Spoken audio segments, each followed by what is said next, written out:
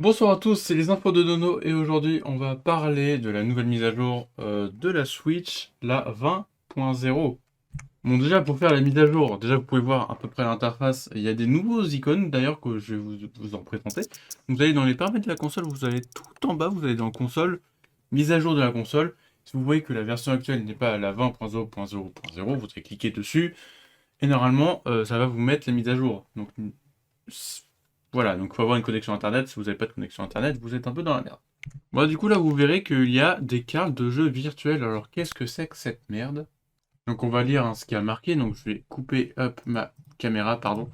Les cartes de jeux virtuels dont vous disposez sont affichées ici. Vous en obtiendrez une pour chaque logiciel téléchargeable que vous achetez. Sélectionnez une carte de jeu virtuelle pour la charger pardon, sur cette console. Une fois la carte chargée, son icône est ajoutée dans le menu Home et vous pouvez l'utiliser le logiciel correspondant. Les cartes de jeux virtuelles peuvent être prêtées à d'autres personnes. Donc les cartes de jeux virtuelles peuvent être prêtées pour une durée maximale de 14 jours. Pour prêter une carte de jeu virtuelle à un membre de votre groupe familial, pardon, sa console doit se trouver à proximité et certains logiciels ne peuvent pas être prêtés. Vous pourrez verrouiller cet écran pour que personne ne puisse y accéder. Donc après voilà, donc c'est visible aussi sur internet et sur le site sur l'application Nintendo Switch application, il y a une mouche. Voilà. Donc là, par exemple, là, j'ai des logiciels. Donc j'ai Twitch, par exemple. Donc quand vous cliquez dessus, je ne peux pas la charger sur cette console parce qu'elle est déjà chargée, tout simplement. Je peux la charger sur une autre console. Donc si je clique dessus, bon là, j'ai pas une console à proximité. Enfin, si j'en ai plein, mais ils sont pas chargés.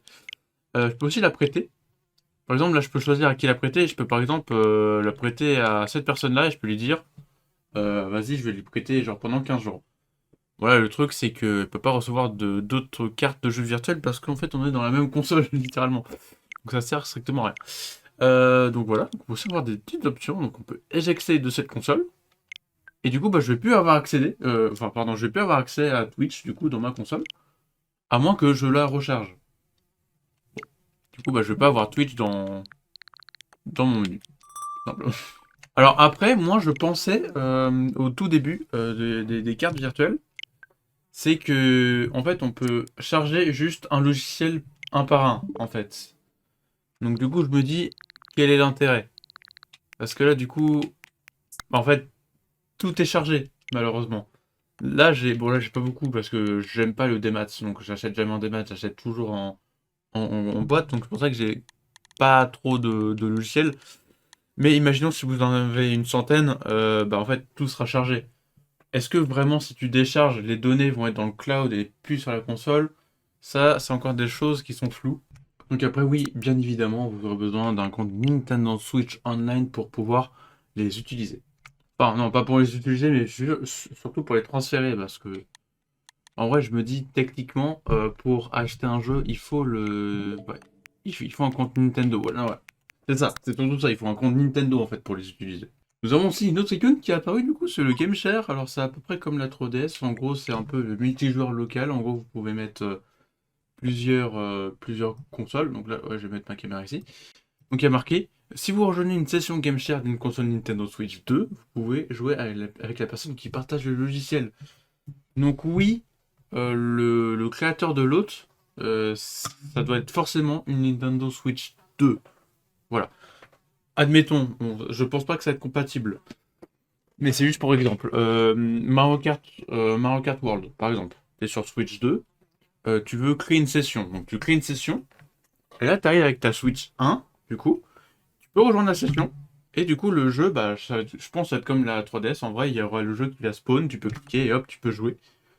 Sans avoir le jeu. Voilà, tout simplement. Donc, c'est cool en vrai, c'est super.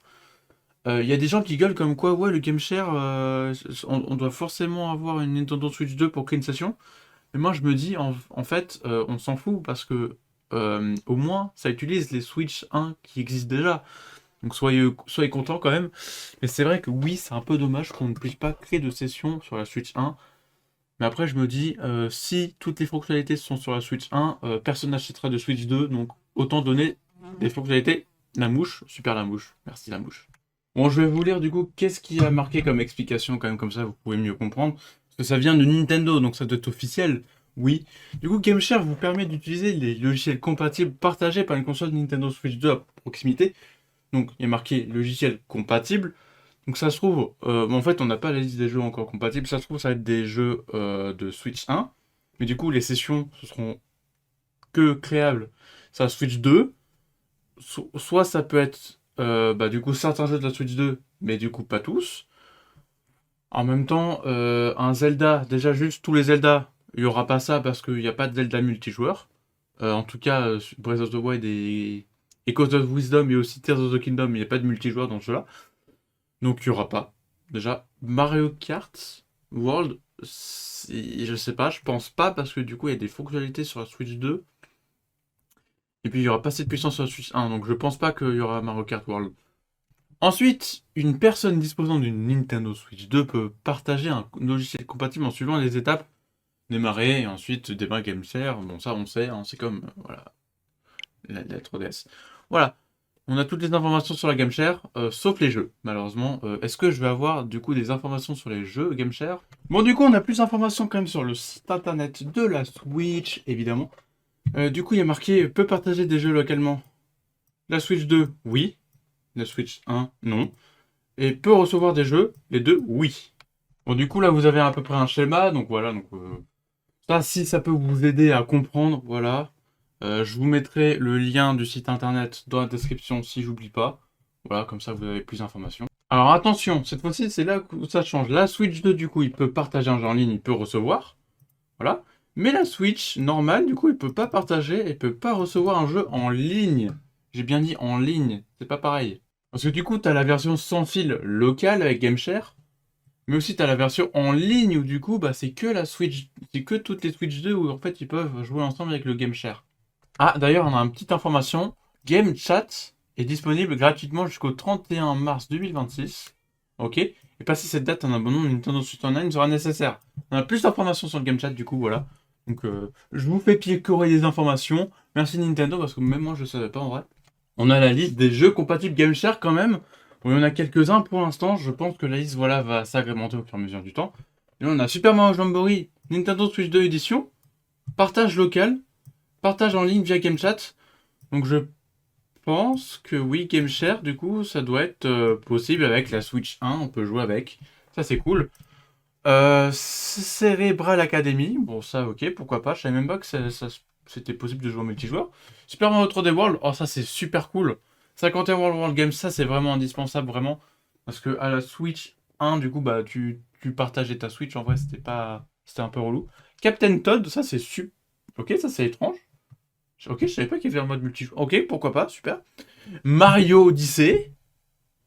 What the fuck? Et du coup, oui, ces derniers, bah, tous les jeux sauf Mario Jamboree, voilà, c'est possible de jouer en ligne via GameChat. Bon, GameChat, en vrai, OSEF. Mais n'empêche, le partage local avec Mario Odyssey, ça pourrait être vraiment fun. Voilà, donc après, une sélection de jeux de Nintendo Switch sera compatible avec GameShare, après des mises à jour logicielles gratuites. Donc oui, les Nintendo Switch, les jeux déjà existants aussi, hein, Switch 1, pourront être utilisés avec GameShare plus tard. Bon alors, dans la mise à jour, nous avons ensuite une section paramètres des licences en ligne.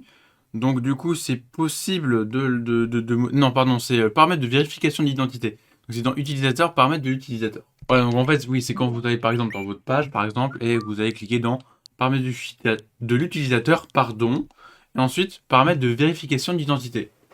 Donc en gros, c'est lorsque cette option est activée, vous pourrez utiliser des logiciels téléchargés. Ah pardon, putain, je confonds toujours.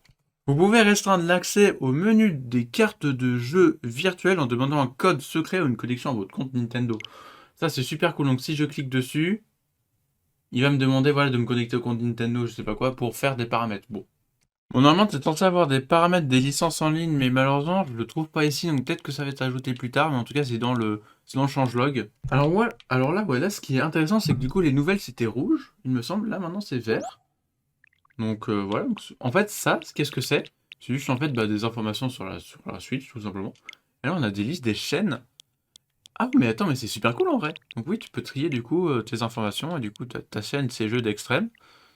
Et voilà, donc t'as des news sous forme de catégorie. Ok.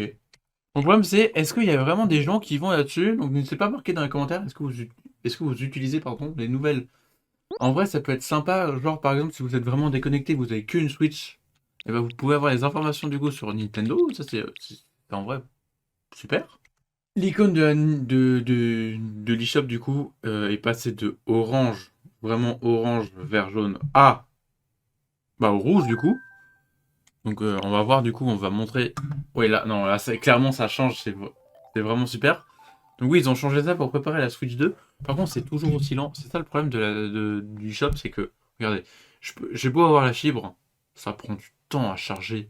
Mais genre, vraiment du temps. Ils avaient parlé de refonte du Nintendo eShop. Là, pour l'instant, je la vois pas. Alors, du coup, dans les gestions de données, dans transférer des données de sauvegarde, du coup, il est possible de sélectionner plusieurs fichiers. Je vais pas le faire. Tout simplement parce que je peux pas transférer pour l'instant, en vrai. Et du coup, il y a aussi une nouvelle fonctionnalité qui a été. Enfin, une fonctionnalité. En vrai, ils ont préparé la Switch 2, tout ce qui est transfert. Parce que nous avons l'icône, enfin, le petit onglet transférer des données vers une Nintendo Switch 2. Je n'ai pas de Switch 2, mais en gros, à propos du transfert, voilà, on a plus d'informations. Hop. Si vous effectuez un transfert des données, voilà, les données de cette console seront transférées vers une console Nintendo Switch 2. Déjà, on peut voir d'ailleurs que lui a à peu près changé au niveau du design des images. De toute façon, je peux vous remontrer lui en vrai. Bon, du coup, voilà à peu près à quoi ça ressemblerait du coup l'interface de la Switch 2. En vrai, c'est pas différent. C'est pas si différent. Tu as quand même une barre comme ceci en fait, avec toutes les icônes, alors que sur la Switch 1, en vrai, les icônes sont juste séparées. Donc là, comme vous pouvez voir, en petite bulle. Voilà, donc en fait, oui. Bon, j'ai pas une image de meilleure qualité parce que c'est tout simplement un leak en fait, hein, littéralement, d'un vrai screen apparemment. Alors, c'est un leak, mais c'était littéralement dans le site de Nintendo. En fait, ils ont juste. Il y a un monde où c'est encore là, d'ailleurs. Bon, du coup, voilà, hop. Donc, on en était là. Même. Alors, je vais couper ça. Je vais me mettre là, voilà. Même si la plupart des données peuvent être transférées vers une Nintendo Switch 2, certains types de données ne pourront pas être transférés. Et ça, c'est intéressant. Du coup, du coup, tous les utilisateurs, tous les données de sauvegarde, les capteurs d'écran vidéo et les paramètres de la console, les données non transférables, c'est nouvelles. Alors, les nouvelles, en vrai, on s'en fout complet. Donc, en vrai, il n'y a aucun problème. Pour plus d'informations, visitez le site. Ok. Suite. Bon, je peux pas parce que je n'ai pas de Switch 2, parce qu'il arrive le 5 juin. Et aussi dans cette mise à jour, ils ont amélioré, enfin ils ont changé tout. En fait, oui, ils ont rajouté juste des icônes ou alors ils ont modifié bah, certaines apparences d'icônes. Écoute, moi j'y vais jamais, donc je vous montre à peu près toutes les icônes qu'il y a. Voilà. Ça, il me semble qu'il n'y avait pas. En tout cas, c'est super, c'est cool. Et les mi, ça c'était avant, je pense. Hein, voilà, donc tu peux transférer un mi, je sais pas. Waouh! Ok, c'est la seule fois où il y avait des mi dans la Switch. Dans la Switch, voilà. C'est vrai que les mi n'ont pas été trop utilisés lors de cette Switch. Bon, dommage. Et voilà ce qui conclut cette vidéo news sur la version 20.0 de la Switch 2. Switch, voilà. Merci à tous de m'avoir suivi. N'hésitez pas à marquer un like et à commenter sur du coup ce que vous en pensez de cette mise à jour. Je suis très hype pour la Switch 2. Il y aura d'autres vidéos sur cette chaîne qui vont arriver, surtout sur les cartouches, parce qu'on a plus d'informations sur les cartouches. Je sais que je suis en retard sur les news, mais je préfère avoir toutes les données avant d'en faire une vidéo. Merci à tous. Au revoir, salut!